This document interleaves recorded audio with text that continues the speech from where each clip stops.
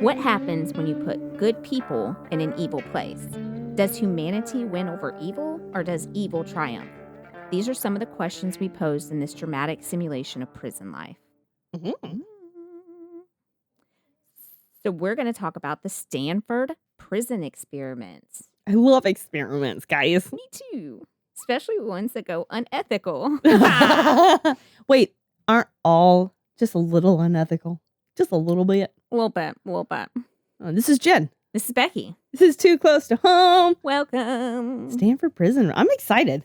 So the sources are Britannica.com, Wikipedia, and Contraview.com, The Reckoning, Part 4, Douglas Corby on trial, and then the Stanford college website as well.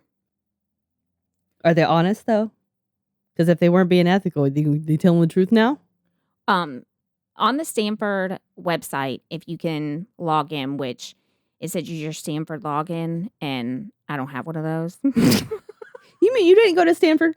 And I did not. I would have sworn it. And I don't know if you could create a guest login, because some other articles I read, those people did talk about. So they have actual video footage from this experiment and transcripts and That's crazy. Yeah, everything. But a lot of it was locked and you couldn't look at it unless you logged in. And I was like, one of the video clips was 60 minutes. And I was like, I will end up on here for days watching this stuff. Yes, So absolutely. I'm just going to go through and find summarizations of it from other people. Listen, I literally cannot even I'll see something I need to look up. I'll be like, all right, let me go look it up. And then somehow I end up opening TikTok. And then I'd be like, how did I end up here? Oh, wait. Oh, God. Exactly. And then you find out that some of these recordings and transcripts aren't completely honest. Not because of Stanford. We'll get into that. Those that are not familiar, the Stanford prison experiment was a social psychology study in which college students became prisoners or guards in a simulated prison environment. The experiment was funded by the U.S. Office of Naval Research and took place at Stanford University in August 1971. The study was funded by the U.S. Office of Naval Research to understand antisocial behavior. The United States Navy and the United States Marine Corps wanted to investigate conflict between military guards and prisoners. So they were trying to better understand why what was going on in prisons was going on. And they used college students? So they reached out. They got this, I guess they reached out to multiple psychologists, professors. Oh, okay. And wanted someone to conduct this experiment. And so they gave them these are the stipulations. This is the environment, what we want it to go down as, and do it. This is wild. I've never even heard about I've heard it, but I knew nothing, zero, other than the name. Yeah, I heard it on a Criminal Minds episode, so then I researched. Oh, now we absolutely. Well, this is interesting. You IMDb'd it right away, didn't you? Exactly, girl. That's kind of vibe. And what the military asked them to do, they did, but they put their own little twist on it, which is not what they wanted them to do. It sounds like now, the military be militarian. So, but it sounds like they really wanted a study to figure out how can we fix this problem? Look, the one time they're trying to fix a problem. Right? Look at them. I mean, they already had it down how to torture these people. They were looking for a way to not do that. So, it was probably utterly confusing for them. Wait, we're not hurting them? Well, the military didn't do the research at all. They were not involved at all. They asked civilians to do it because they had the tortured part down. They wanted to try to figure out how not to torture people. That's why they had to go outsource. Exactly. They didn't know how to do it. Exactly. So it was carried out August 15th through the 21st, 1971, in the basement of Jordan Hall. The Stanford prison experiment set out to examine the psychological effects of authority and powerlessness in a prison environment. It was intended to measure the effect of role-playing, labeling, and social expectations on behavior over a period of 2 weeks. So it was only going to be 2 weeks to see how these people interacted, what happened. However, the mistreatment of the prisoners escalated so alarmingly that the principal investigator, Philip G. Zimbardo, terminated the experiment after only 6 days. The experiment showed... If you don't behave, I'm turning this whole experiment around. The experiment showed, in Dr. Zimbardo's words, how ordinary college students do terrible things. Nope. Right.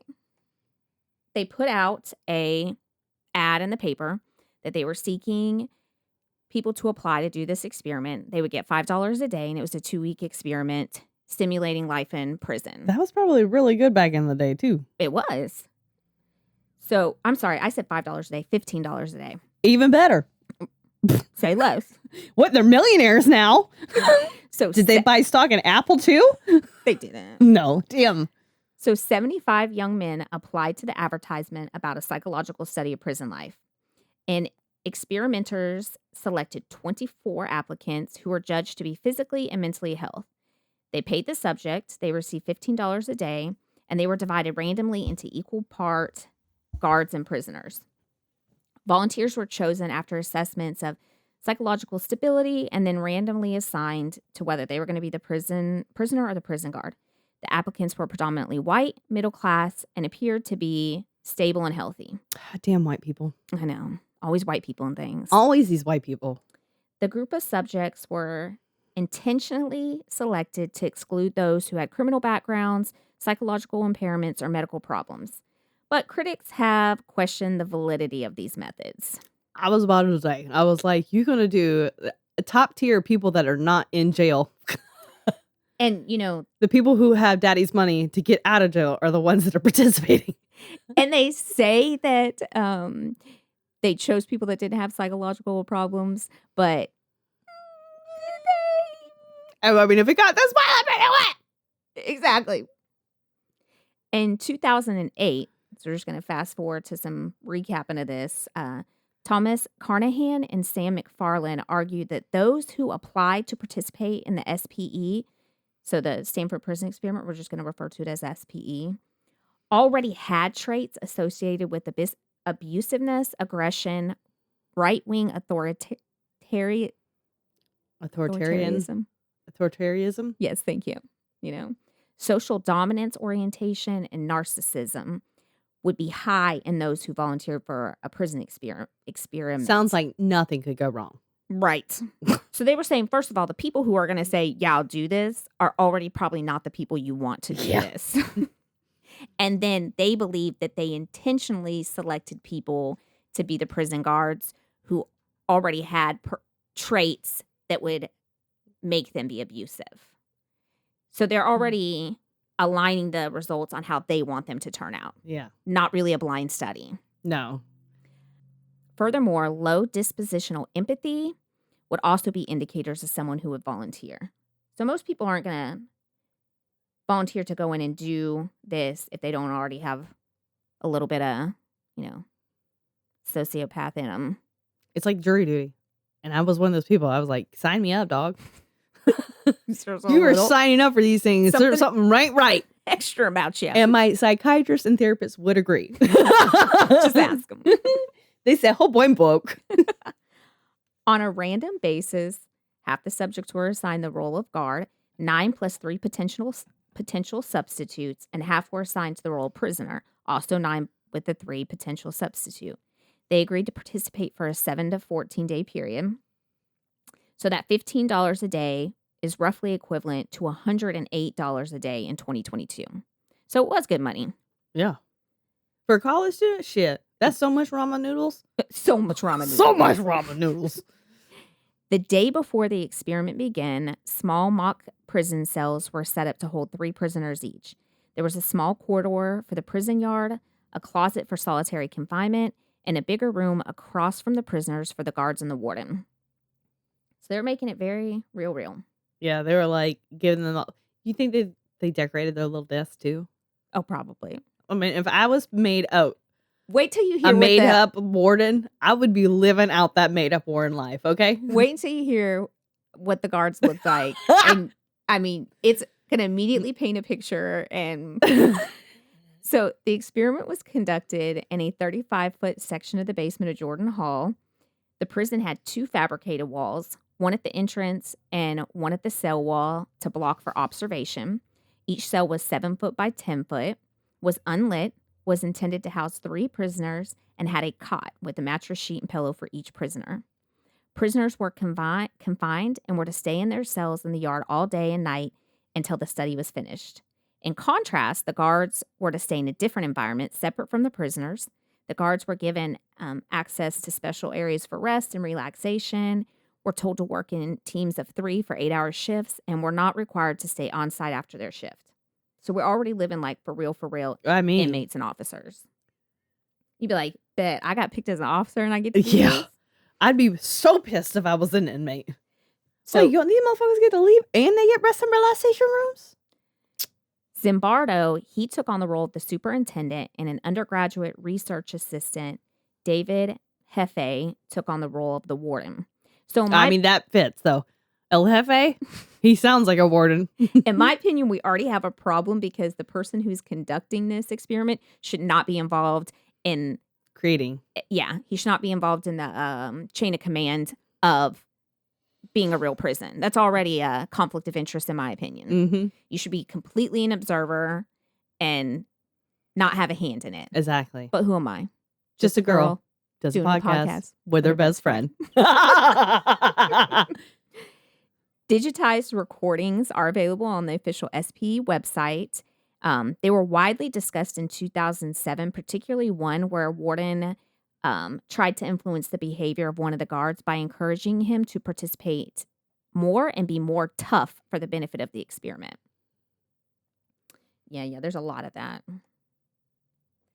The researchers held an orientation session for the guards the day before the experiment began.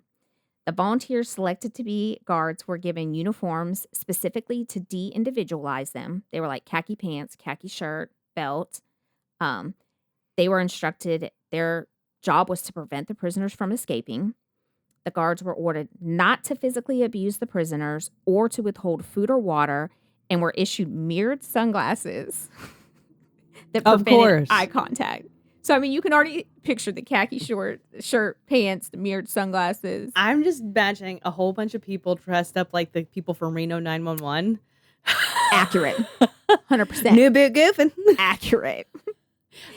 They were also provided the guards with wooden batons to establish their status. Honestly, this is like a horrible foreshadowing for Guantanamo Bay. It just feels like that. Just sets the whole premise up, right? The guards were also instructed to refer to prisoners by their number and not by their name in order to diminish their individuality. And all I could think right there is, that's very military-esque. Like, you know? The experiment officially started when the prisoners were arrested by the real Palo Alto police.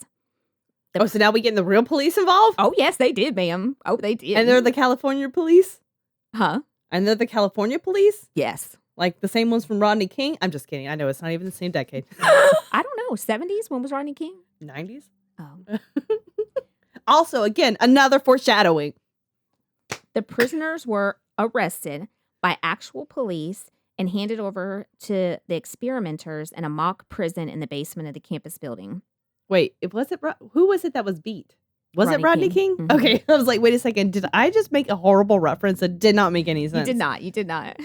Once again, always second guessing myself, and you always come in clutch. Well, you're always right. You just doubt yourself. My girl. I blame Jimmy. As I do. Prisoners were then subjected to indignities that were intended to simulate the environment of a real-life prison. In keeping with Zimbardo's intention to create very quickly an atmosphere of opposition, each prisoner was made to wear a dress as a uniform. So when I say dress, it was basically like a smock? Yeah. Potato sack, It was not a real dress. Like a boxy thing. Mm-hmm. They were not allowed to wear any undergarments, no underwear or anything under it. They had to have a chain around their ankle with a padlock. You had to pay me a whole lot more than what they was getting paid a day for me not to be wearing my underwears. Okay? Chonies for life. Keep in mind, they didn't tell them any of this was actually going to happen. So they just kind of got into it and they were like, and this is happening? And you taking my chonies? Mm. Yes. And then they would put a Listen, what would you do if you were in that position? I'd be like, whoa. First of all, they probably would have picked us as guards. Starting off there.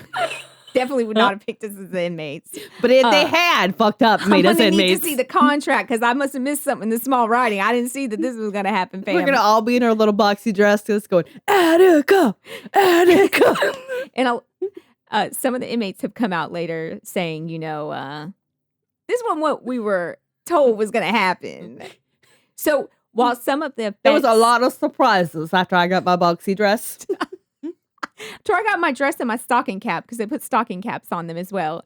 And then this chain with like the padlock. Ebenezer Scrooge. And I was thinking when I first read it, like a chain gang. But no, they just had a chain around their ankle padlocked to itself. So they just had a chain on. No, they weren't connected to anybody. So I'm not really sure if it was just supposed to like. Are you like they trying to do like the metaphor in real life? That's what I was thinking. Like, what was the purpose of this? I mean, to be metaphorical. Having the actual police come in and help arrest you, that wasn't real enough? Guess not. I would have cried, okay? All the participants were observed and videotaped by experimenters. So, Saturday, August 14th, setup. The small mock prison cells were set up, and the participants who had been assigned a guard role attended an orientation where they were briefed and given their uniforms. So, Sunday, August 15th, day 1, arrest of the prisoners. The participants were intentionally not informed they would be arrested. So they didn't tell them, we're going to come out while you're driving down the road and pull you over with the real police and arrest you with handcuffs and take you to the real police station. They didn't tell them they were going to do all this. They would have to actually end up arresting me. I would be, no. Same. Thank God it wasn't me and there wasn't cameras around at the time because I would have shown And I'd be like, wait, so is this an experiment or is this like for real? What's going on? And what the actual fuck's going on? Do I really have it? Am I really in trouble right now? And so I'm like, okay, part of me, I understand that you're trying to create the real environment, but we're already... You're kind of picking and choosing those real experiences. Yeah, and you're just surprising folks with them. So are we making it up as we go? Is that what we're doing? So, as I said, this was a surprise to the participants. This was a breach of the ethics of Zimbardo's own contract that all the participants had signed. The arrest involved charging them with armed robbery and burglary, Penal Codes 211 and 459 respectively. The Palo Alto Police Department assisted Zimbardo's team with the simulated arrest, conducted full booking procedures on the prisoners at the Palo Alto City Police Headquarters, which included warning of Miranda rights, fingerprinting, and taking mugshots. All of these victims were video documented by a local San Francisco TV news station reporter who traveled around too. So they was all on TV getting arrested and everything. When they were like... Imagine somebody didn't tell their mama and they up on TV. Oh, they didn't. Because the parents come for a visitation day. Oh, no. With their little ankle monitor chain bracelets. It's like little friendship bracelets for their ankles. Meanwhile, 3 guards prepped for the arrival of the inmates. The prisoners were then transported to the mock prison from the police station, sirens wailing. In the Stanford County Jail, they were systematically strip searched and given their new identities. Oh, yeah, they strip searched these cats and everything. No wonder, like, the thing that they signed, you ain't lying. They probably, all sorts of ethics crossed. Because I'm pretty sure none of them were like, sure, sign me up to strip me naked in front of a whole bunch of other dudes and make me bend over and cough and everything. Pretty sure they were like, well, we're not going to do that part, No. This is just going to be, you're going to put me in a prison situation and we're all going to see how we handle it and how. I think that's what they were under the impression of. It's funny. It's almost like there's too many chiefs and not enough little Indians in this. And somebody was like, we're going to come up with this legit experiment, but we're going to use college students. And they're like, well, that's not real enough. Well, I think it was the Zimbardo. Yeah. Zimbardo. So the prisoners wore uncomfortable, ill-fitting smocks without any underwear, and they wore stocking caps as well as the chain around one ankle. Guards were instructed to call the prisoners by their assigned numbers sewn on their uniform instead of name. The prisoners were then greeted by the warden, who conveyed the seriousness of their offense and their new status as prisoners. With the rules of the prison presented to them, the inmates retired to their cells for the first day of the experiment. Did they know they're going to be there the whole time? Like, not allowed to leave? Mm-mm. Yeah. Listen, when I'm ready to go to my motherfucking bed, and you going to say, I can't leave this room and I can't go to my bed? Well, I think that they were originally under the impression, because there's a lot of mixed stuff you'll find on there on people who've researched this, and this guy Zimbardo, what he said and what the participants have come out and said later. And so They were under the impression they were gonna have to stay there for 14 days, but they were Right. also under the impression that at any time, if this was not what they felt like they signed up They weren't for, comfortable. they were allowed to say, like, "Hey, I'm tapping out." But when they went to go tap out, they were like, "Gotcha." Oh my God. Yeah, That's like my worst nightmare. exactly. One, you're making me get naked in front of people. I already don't want to do that. Okay. Secondly, then I'm gonna have to probably shit in front of people. And really, when you were talking about the cots the first go around, I thought it was gonna be like a cot fight club, and there was only one between the 3 inmates, and I was like, "Oh shit, this is getting real." I'm tapping out already, okay? I am done. I cannot do this. It's not what I signed up for. Oh. So day 2, guards referred to prisoners by their identification and confined them to their small cells. At 2:30 a.m., the prisoners rebelled against guards' wake-up calls of whistles and clanging of batons. Prisoners refused to leave their cell to eat in the yard, ripped off their inmate number tags, took off their stocking caps, and insulted the guards. So like day 2, they're already rioting. In response, the guards sprayed fire extinguishers at the prisoners to reassert control. Oh yeah, the shit got out of hand quick. Real quick. And it was back in the 70s, so there was probably all sorts of carcinogens up in there. For sure. For sure. There's probably asbestos. 100%. Were you sprayed with a fire extinguisher in 1970? You may be entitled to compensation. Exactly. Do you have mesothelioma? I guarantee that was in that fire extinguisher. The 3 backup guards were called in to help regain control of the prison. Guards removed all of the prisoners' clothes, removed their mattresses, and sentenced the main instigators to time in the hole. They attempted to dissuade any further rebellion using psychological warfare. One of the guards said to the other that these are dangerous prisoners. Okay, first of all, now, the guards were not led to believe that the prisoners were kids who signed up too. So they were kind of basically told, like, the other is real. So you're the decoy. This is the real one. Correct.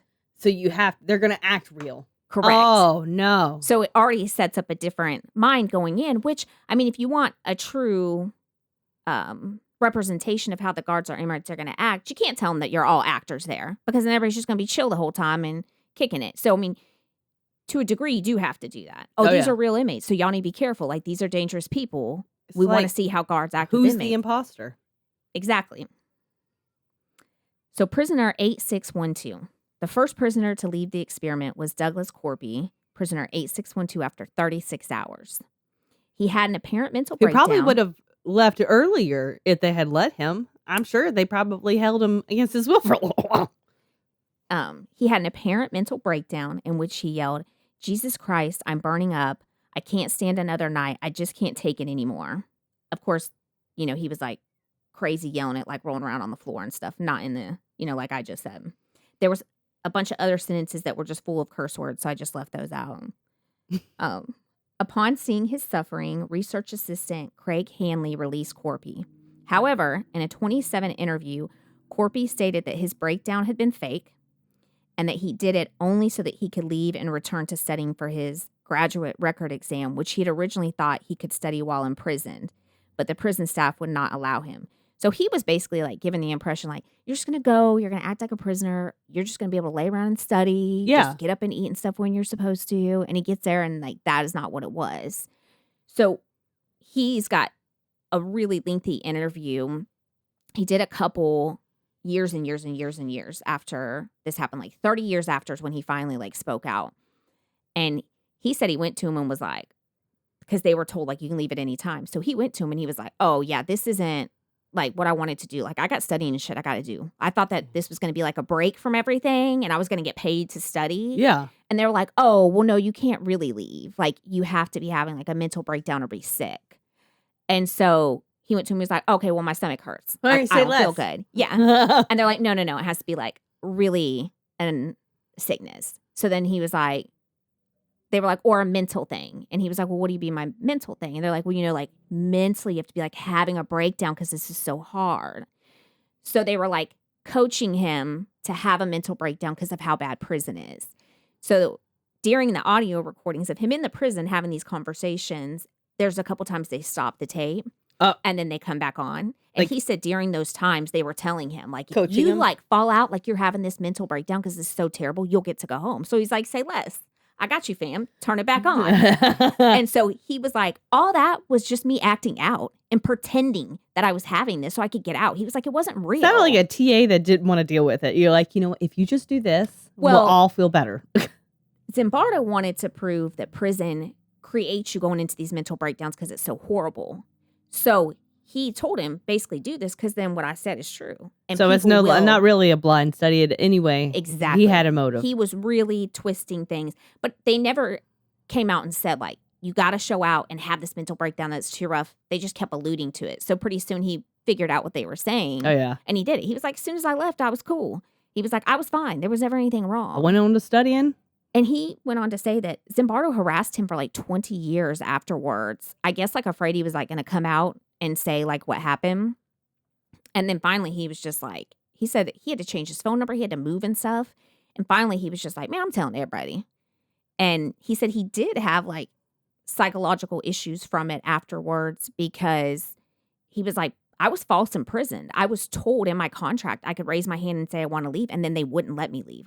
Then I was truly imprisoned. Yeah. He was like, so it did like mess with me. And then I had to like manipulate my way out by creating and then living with saying it truly mentally broke me down. And this is like a real research thing that they're going to use for teaching. And it was all fake. It was all fake. All the data is skewed from the get-go. Yes. Further, Corpy expressed regret that he had not filed a false imprisonment charge at the time. Zimbardo responded to this criticism in 2018. First, while this experiment has been criticized overall for its ethics, Zimbardo stated that he needed to treat the breakdown as real and release the prisoner. Further, Zimbardo believes Corpy's 2017 interview was a lie. In 1992, a documentary film about the study, Quiet Rage, Corpy asserted that the prison experiment had deeply affected him, and that experiment led Corpy to later become a prison psychologist. And that's what he does now. But he said he went on to do it because of his experience in there, and that he's seen the manipulation of the system, not necessarily the prison system, but of what he went through, and he knew that kind of stuff really did happen in the prison system. Like if it's doing this on just this scale, imagine how horrible it is in real life. Yeah. Exactly. And he said that led him to go on to do that. It's insane though. Like, I know. He followed him for 20 years. Yeah. He had a lot of criticism. Jimmy's only been following me for about 12. He's got 20 and then I'm done. I'm coming out through media. Good on him though, to see like, oh, this is fucked up. Something needs to be done about it, like in the future for the real situation. The real things that are happening. Tuesday, August 17th, day 3. In order to restrict further acts of disobedience, the guards separated and rewarded prisoners who had minor roles in the rebellion. The 3 spent time in the good cell where they received clothing, beds, and food denied to the rest of the jail population. After an estimated 12 hours, the 3 returned to their old cells that lacked beds. Guards were allowed to abuse their power to humiliate the inmates. They had prisoners count off and do push-ups arbitrarily, restricted access to the bathrooms, and forced them to relieve themselves in a bucket in their cells. This is, I know that not all guards in this world are going to be good guards, okay? But it cannot happen on that kind of a scale, does it? Although that was the 70s, and the 70s were a wild motherfucking time. They were. Nowadays, I don't think it...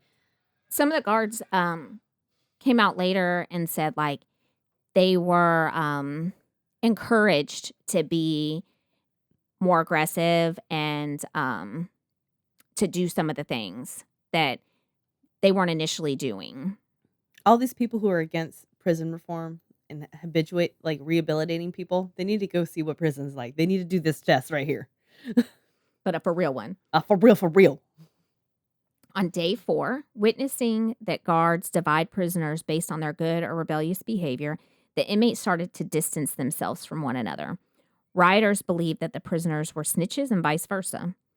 Other prisoners saw the rebels as a threat to the status quo since they wanted to have their sleeping cots and clothes again. Prisoner 819 began showing symptoms of distress. He began crying in his cell. A priest was brought in to speak with him, but the young man declined to talk and instead asked for a medical doctor. After hearing him cry, Zimbardo reassured him of his actual identity and removed the prisoner. When prisoner 819 was leaving, the guards cajoled at the remaining inmates to loudly and repeatedly decry that 819 did a bad thing. So 819 came out later too and said, yeah, it sucked, but I saw that when homie acted out like he was having a mental breakdown, they let him go. So I decided to do the same thing. He was like, this was all done at Stanford, right? Yes. Not in an actual prison? No. It was an area where there was a bunch of offices for graduate students. So they had cleared all that out and created a prison down there. It just feels like the way they talk about it just feels so set up authentically. Yes. You know, like, oh. Yes. And so he said so they interacted with the experimenters throughout it.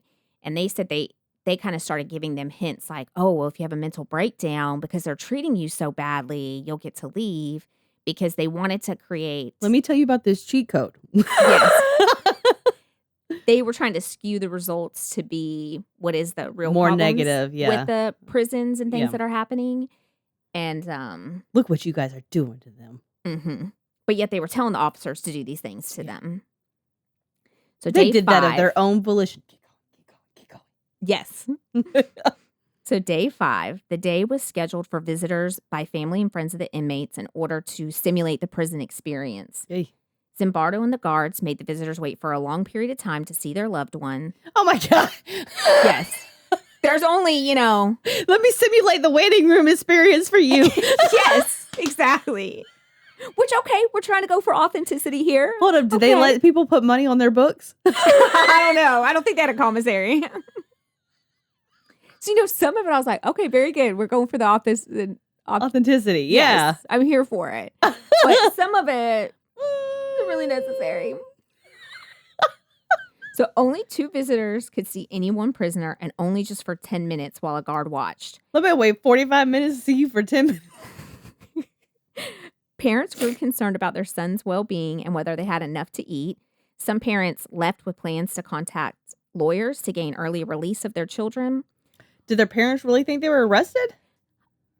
Or were they... Everything that I went into, they weren't really clear, but I'm thinking, even if they knew they signed up for it, once they seen them, they were like, okay, this is not what you signed up to do. Yeah. To be like truly mistreated and not fed. Yeah. So this was all a theoretical practice, not a literal, and it is actually literal.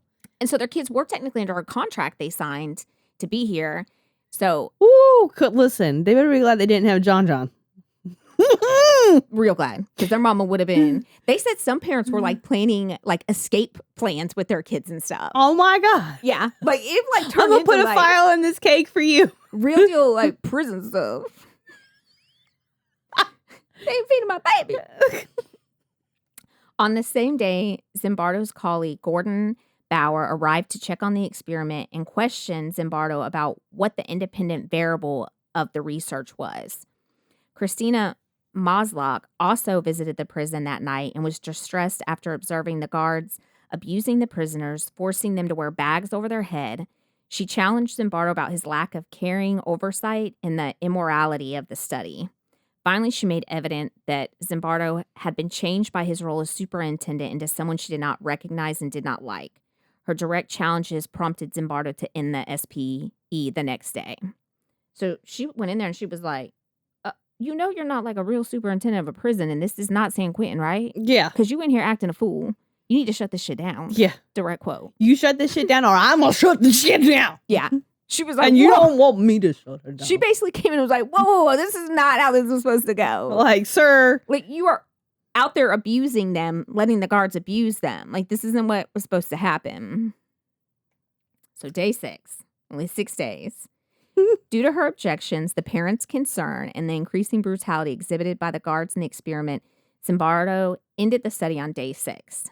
He gathered the participants, the guards, prisoners, and researchers, to let them know that the experiment was over, and he arranged to pay them for the 6 days it lasted. No, motherfucker, you're going to pay me for all 15. Yes. And for my grief and suffering, okay? Zimbardo then met for several hours of informed debriefing, first with all the prisoners, then the guards, and finally everyone came together to share their experiences. Next, all participants were asked to complete a personal retrospective to be mailed to him. I always mess up that word. Sub Subsequently. Subsequently. Thank you. I don't know why I can't say that. I need to stop putting it in here like I'm smart. You are smart. Stop it. Thank That's a you. word it just does. It's difficult on its own. Thank you. Okay? That's its own thing. It's the word's difficult for fault. everybody. It's the word's fault. Mm-hmm. Finally, all the participants were invited to return a week later to share their opinions and emotions. Later, the physical components of the Stanford County Jail were taken down and out of the basement, and Jordan Hall was returned to its usual function as grad student offices. Zimbardo and his graduate student research team, Chris Haney and Curtis Banks, began compiling the multiple sources of data that would be the basis for several articles they soon wrote.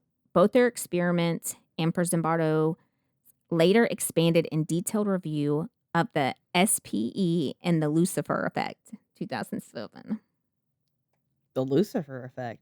Yeah. It's something he writes many, many years later.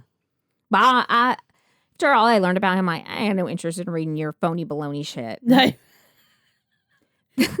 That you skewed Listen, to whatever if I you start wanted. listening to your shit, I'm going to become a Scientologist too. You know what? L. Ron Hubbard, here I come. And I don't got temple money to be wearing a hat every day.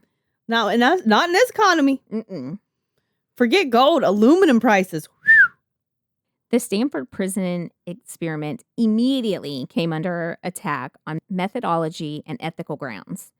Zimbardo admitted that during the experiment, he had sometimes felt more like the prison superintendent than the research psychologist. Later on, he claimed that the experiment's social forces and environmental contingencies had led the guards to behave badly. However, others claim that the original advertisement attracted people who were predisposed to authoritarianism. The most conspicuous challenge to the Stanford findings came decades later in the form of a BBC prison study, a differently organized experiment documented in the British Broadcasting Corporation series called The Experiment in 2002. The BBC's mock prisoners turned out to be more assertive than Zimbardo's. The British experimenters called the Stanford experiment a study of what happens when a powerful authority figure, Zimbardo, imposes tyranny. You know, all these people who think that this stuff is not possible. We're It is. always 2 seconds from it being possible. Always. The official website of the SPE describes the experiment goal as follows. We wanted to see what the psychological effects were of becoming a prisoner or a prison guard. To do this, we decided to set up a simulated prison and then carefully note the effects of the institution on the behavior of all within those walls. So they just wanted you to make a prison and put them in there and see what happens. That's not what you did. No. A 1996 article from the If that Stanford, was the case, you would just go to a regular-ass prison and observe. A 1996 article from the Stanford News Service described the experimental goal in a more detailed way. Zimbardo's primary reason for conducting the experiment was to focus on the power of roles, rules, symbols, group identity, and situational validation of behavior that generally repulse ordinary individuals. I had been conducting research for some years on de-individualization, vandalism, and dehumanization that illustrated the ease with which ordinary people could be led to engage in antisocial acts by putting them in situations where they felt anonymous, or they could perceive others in a way that made them less human as enemies or objects. You know what it makes me think of? You remember that movie, The Haunting of Hill House, that came out in the early aughts? And it was like, oh, we're going to all gather in this mansion, and we're all going to learn about your insomnia. Everybody's got insomnia. And he was really there just trying to observe people in a haunted environment. That's exactly what it made me think of. It was like, yeah, you guys are just going to study all weekend. It's going to be cool. Free food. Yeah. 2 weeks, $100 a day. See how none of you sleep? But really, this is not the goal at all. Later on, you're going to get naked, and I'm going to see that brown eye. All right? Cough. Exactly. Well, make sure Like, to me, I get a little bit of sociopath vibes from Zimbardo. Oh, yeah. Because he was already trying to get, like, bad stuff to happen in there. Just the way he situated it and the way he was looking for people. Oh, my God. What is this man doing now? SPE has been referenced and critiqued as an example of an unethical psychology experiment, and the harm inflicted on the participants in this and other experiments in the post-World War II era prompted American universities to improve their ethical requirements and institutional review for human subject experiments in order to prevent them from being similarly harmed. Other researchers have found it difficult to reproduce the study, especially given the constraints. So basically, other places, and there's been multiple other studies similar to that, and they're all like, we can't come up with the same thing you did. Probably because you fucking rigged the game and you're a little bit of a sociopath. Maybe because you're not a real fucking scientist. Yeah, that's pretty much what they said, but much more educationally and much more professionally. Like real scientists. But I'm going to tell you the hood way. I'm going to tell you the hood way. Fuck your shit, son. You're wild. You're crazy. Wild. Out here wild. Trifling. The study was criticized in 2012 for demand characteristics by psychologist Peter Gray, who argued that participants in psychological examinations are more likely to do what they believe the researchers want them to do, and specifically in the case of SPE, to act out their stereotyped views of what prisoners and guards do. So some of the guards came out and said, like, we basically acted like what we saw in movies. And they all were like, kind of like, you go, boy. Like, yeah, you doing it right. When I saw Shawshank, okay? Yeah. And Percy didn't wet that sponge, I said, that's exactly how guards act. Ruthless. I thought the wet sponge was Green Mile. Well, or the you're dry right. sponge. That's it. Green Mile. Just kidding. We're Mr. Bojangles. R.I.P. Mr. Bojangles. R.I.P. Actually, Mr. Bojangles was still alive at the end. Was he really? Yeah, remember he lived in the mouse box out back because Tom Hanks was still alive too. Oh, I thought they had killed Mr. Bojangles. They did, I had but then he brought him back to life. Oh gosh, I gotta watch that again. It's so good. I watch it all the time when it's on, so I'm kind of above. I'm kind of professional here. In 1975, two scientists argued that the behavior of the participants in SPE was a result of demand characteristics and not the prison environment, and that there's no single definition of prisoner behavior, and that the participants were simply acting in the role to which they had been cast. So a lot of them were like, oh, I'm just going to act how I think I'm supposed to act and what I'm supposed to do. I mean, I can see that because not all prisons are alike in America, and they're definitely not similar to prisons overseas. Right. Very different. You can end up in a prison in Tijuana. It's not going to be the same experiment as one is Oslo. Okay? Correct. Two different environments and two different comfort levels, one having none. Participant guard David Eshelman acknowledged that his theater background lent itself well to his role as guard. As you see, I'm a bit of a theatrical performer. I really encompass the spirits of a prison guard. I just yes hand, okay? I just lean in. That's exactly what I was imagining when I started the sentence. I was like, oh, God. And that he purposely thought of new ways to demean the prisoners. On one shift, Eshelman instructed the prisoners to simulate sodomy. Zimbardo has responded to this argument. So I want you to pretend like you're... Did they also talk about prison pockets? I want you to pretend like you're raping him, just so we can all feel like we're really there. Like, do you get an intimacy coach like they do in the movies nowadays? And I feel like at that point, the researcher should have stepped in and been like, okay. So let's not. Now, if he just goes on his own and creeps in someone's cell and starts trying to do that, first of all, we're going to stop it right there. But let's not encourage that behavior. Let's not act it out. Nobody owns anyone's ass here, okay? Nothing is going to happen if they drop the soap. Nothing. He's like, I need you to go over there and pretend like you're getting it. And then he goes over there and he's like, cut. I really didn't feel it. I didn't feel the terror. Yes. There's no tears coming. All right, so this time, pull his gown up. It's like, oh, they're victim blame. Are you even being? I'm like, why were they even letting this go on? Why were they letting the guard say, I feel like to really like embody this, we should all start raping each other. Do you ever like, and they're all like, good idea. You ever in a group of people and they're like, okay, one of y'all go open the door. Everybody stands there everybody's just being a bystander. They're like, I want to be the one to do it. Like, this is uncomfortable for me. I don't want to talk about anyone sodomizing anyone. I'm just going to look this way. Like, which prisoner was like, okay, I'll do it? Me. I'm a power bottom. Like, what? I'm like, wow, this research in this did not go the way I thought it was going to go. No. It took a hard left when we were supposed to go right. Hard left. I'm like, Zimbardo has responded to this argument by stating that the whole time I'm also thinking like, Stranger Things, like how all the kids had their little hospital gowns on and they're like the white rooms, but I just seeing a whole bunch of like older people in like hospital gowns, like, okay, now sodomize him. And all under the fluorescent lights. Imagine how terrified you'd be as a young college man who signed up for this and you're like, this was not in the contract. This was not in the contract. Nowhere did it say that a P was going in my B. Nowhere. I'm going to need to read that again. I'm going to need my lawyer to look over this, okay? So Zimbardo responded to this argument by stating that other guards acted similarly and engaged with Eshelman in the treatment of prisoners. So they were all doing it, okay? Sir, listen, that doesn't make it all right. There was a lot of people heiling Hitler at one time. Don't make it right. Doesn't make it right. I'm going to tell you like my mom told me. If all your friends jump off a bridge, are you going to do it? And the answer is no. Absolutely not. While it is possible that one guard adopted his behavior from a movie, Cool Hand Luke, which is others oh my God. Did not.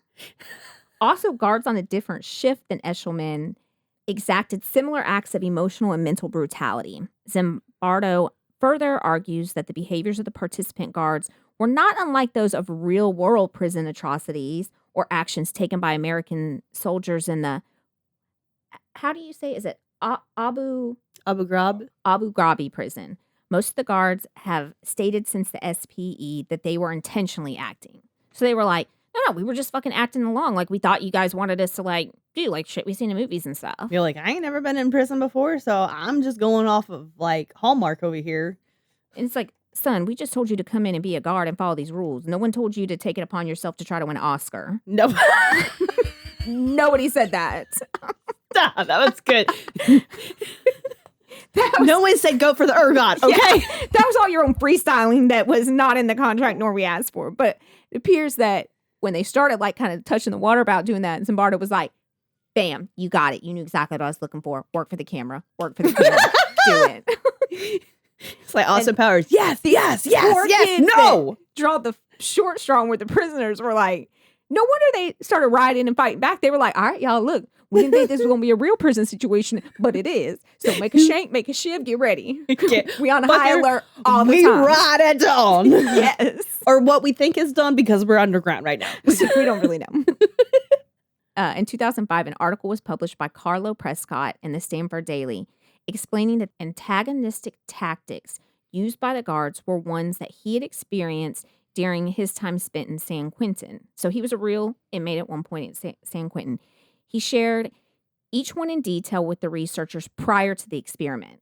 So prior to the experiment, they had interviewed like prisoners, and he told them like, hey, this is some of the shit I did. He was like, and then that stuff I told them, they for real did in their experiment. He was like, what if he was like trying to trump up his prison record and be like, yeah, and you know what? I shanked that bitch in the showers. Now we're going to have a shank craft class. And then we're going to do it in the shower. So what we do is we start out with our pencil and we just scrape it against that concrete, okay? All right, we're going to make a real fucking sharp. And then you take a old piece of your shirt and you wrap it around so you don't want to like slide too much. That's right. Keep your heel on the eraser. Just kidding. I know nothing about shanks. It's a pretty accurate description. I feel like you've done it before. But we are being recorded. I've had violent tendencies. Does that count? She has one under the bed right now in case Jimmy tries anything at night. In Prescott's opinion, the participants in the experiment, having no experience as a prison guard, could not have acted in the ways they did unless they had been told of the explicit details of the actions they took. So he was like, yo, they interviewed me beforehand And the shit I told him those guys did, and those are rich college students. They don't know nothing about that life. So he had to have told them, which feels accurate. That does. That does. Quote unquote. Quote unquote. On God. No cap. According to Zimbardo's interpretation of the SPE, it demonstrated that the simulated prison situation, rather than the individual personality traits, caused the participants' behavior. The results are compatible with those of the Milgram experiment, where participants complied with orders to administer seemingly dangerous and potentially lethal electric shocks to a shield. Others have said that the guards assumed leadership roles due to the encouragement from the researchers rather than conforming to the situation. Conclusions and observations drawn by the experimenters were largely subjective, and the experiment is practically impossible for other researchers to accurately reproduce. In 1973, from another person who studied this, there's so many people that study and have their opinions, but I really liked his, argued as only a third of the guards displayed Sadistical. Thank you. Sadistic. Behaviors. SPE is more accurately an example of how a situation cannot influence a person's behavior. He states that these were generalizations in the experiment's results and argued that the personality of an individual does affect the behavior when imprisoned. This ran counter to the study's conclusion that the prison situation itself controlled the individual's behavior. So basically what he said is, you put a good person in a bad situation, they're still going to be a good person. You put someone that you think is a good person, but they really aren't in a bad situation, you're going to see it come to light that they're a bad person. He was like, so it's not the situation that you put them into that makes them act the way they are. It's who they really are. It's just uncovering that person. Correct. And I was like, oh, that makes so much more sense. Because he said only a third of the prison guards did this bad shit. The other 2/3 did not. Yeah. I think that's why they were all in the same situation with the same shit going on. Oh, watching like group survival like shows, like the dynamics of how they change relationships as the survivor goes, like the contentions, the anger and everything. It really does. It really does uncover people. Well, it's just like our current problems in America, like with cops. They're all in the same situation. They're all working the same stress and dangerous job, but not all of them shoot everybody they roll up on. And so I was like, well, what he's saying feels more accurate to me, and I really like what he said because I feel like that is more. I mean, it's more human nature. It's more accurate to human nature because in any situation that is a extremely high pressure for those type of people. And he's like, if the situation made everybody bad, all of them would have been bad. But they weren't. It wasn't. It's not the situation. It's who they are. And y'all know y'all picked some shady motherfuckers to put in there.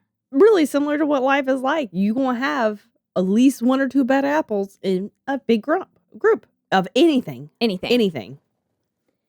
Participants' behavior may have been shaped by knowing that they were being watched, the Hawthorne effect. Instead of being restrained by fear of an observer, guards may have behaved more aggressively when supervisors observing them did not step in to restrain them. Critics have disputed the validity and merit of the research findings, arguing that the experiment was significantly affected by demand characteristics and selection bias. So they were in there like cutting up, being a little rough, and the researchers were like, all right, fam, all right. So like, okay, I'm doing good. Like, so you're allowing this? All right. Oh, okay, yeah. You're not gonna do anything? Whereas if they're like pushing away from the desk to stand up and go stop it, they've been like, oh, my bad, I went too far. Yeah. So they were like, oh, okay. I'm gonna test the water right now. Yeah. One positive result of the study is that it altered the way U.S. prisons are run. For example, juveniles accused of federal crimes are no longer housed before trial with adult prisoners due to the risk of violence against them. It did cause a big look. The fact that they did that without thinking like there was going to be something bad. You know what? Let's take these grown-ass men who are murderers or rapists or thieves or whatever, and we're going to put a 10-year-old boy in here. Good luck. It's like putting a guppy with piranha. Well, a lot of prisons used to not separate inmates by offense. So you could be in there because you robbed stole some stuff off the back docks of a warehouse where you weren't harming anybody, and you could be in there next to someone who killed 2 people. And it's like, these aren't the same kind of criminals. No, they're not. When acts of prisoner torture and abuse at the Abu Ghraib prison in Iraq were publicized in March 2004, Zimbardo was struck by the similarity with his own experiment. He was dismayed by official military and government representatives shifting the blame for the torture and abuses in the prison into a few bad apples rather than acknowledging the possibility of systematic problems of a formally established military incarceration system. Zimbardo was then quoted saying, "I argue that we all have the capacity for love and evil, to be Mother Teresa, to be Hitler or Saddam Hussein. It's the situation that brings that out." Well, that's what Homeboy said in 73 about you when you said it was a situation. Mm-hmm. So now you trying to change your tune? Not today. We ain't politicking here. We ain't sidestepping. Eventually, Zimbardo became involved with the defense team of lawyers representing one of the Abu Ghraib prison guards, Staff Sergeant Ivan Chip Frederick. Zimbardo was granted full access to the investigation and background reports, and he testified as an expert witness in Frederick's court-martial. The trial resulted in an 8-year prison sentence for Frederick in 2004. I don't know if I'd want him on my team. No, absolutely not. Since the time of the SPE, ethical guidelines for experiments involving human subjects has become more strict. The Stanford prison experiment led to the implementation of rules to preclude any harmful treatment of participants. Before they are implemented, human studies must now be reviewed by an institutional review board in the U.S. or an ethics committee in the U.K. and found to be in accordance with ethical guidelines set by the American Psychological Association or the British Psychological Society. These guidelines involve the consideration of whether the potential benefit to science outweighs the potential risk for physical and psychological harm. So it did bring about that. We slowly moved past like the Tuskegee syphilis and this kind of stuff where they were like, all right, maybe we shouldn't be doing this kind of stuff. Right. Makes me think of Ghostbusters where he's doing the experiment to see if people could read their mind, and he's saying yes to the girl every time. Like she's got like, are you seeing this? But every time the guy answers, even if he's right, he buzzes him. A post-experimental debriefing is now considered an important ethical consideration to ensure that the participants are not harmed in any way by their experience in the experiment. Though the researchers did conduct debriefing sessions, they were several years after the SPE. By that time, numerous details were forgotten. Nonetheless, Zimbardo has concluded from his follow-up research that participants experienced no lasting negative effects. The American Psychological... Not this man who made his whole fucking career trajectory change. Of course they didn't have any problems. None. That's what I would say too. Nah, everybody's good. They call me on Christmas and everything. What experiment I participated? I don't remember. The American Psychological Association specifies that the debriefing process should occur as soon as possible to assess any psychological harm that may have been done and to rehabilitate the participants if necessary. There is an unavoidable delay in the briefing. The researcher is obligated to take steps to minimize harm. So, that's the good that came out of it. And that's my quick, brief discussion of it, because, man, you can go down so many rabbit holes and read all these cats' stories afterwards and what they said. And this Zimbardo, he interviewing all over the place and trying to, like, act like it's all cool. Exactly. It's not cool. That is wild. There's some movies about it. One of them looked really good that I want to watch that show. But I think it's going to be a little bit dramatized and not show, like, the real stuff of... From the real experiment. Yeah. But it's interesting because the audio clips and video clips and everything, they say it's like, so, homie, you keep saying that you didn't tell him to do this stuff, but you'll be like interviewing someone and then you stop and then you come back on and all of a sudden, like, everything about the way they're acting, what they're saying is different. Like, there's a whole lot of pauses in this tape, sir. And that guy, Corpy, he said in one of them, he's like, if you go back and listen to the tapes, he said, you'll hear me telling them, like, oh, my stomach hurts. And they're like, that's not good enough. So I say this, and then they tell me, like, it has to be, like, a really psychological thing. And he's like, so what am I supposed to say? And they're like, he said they say a few words, and then they're like, oh, we're going to stop it.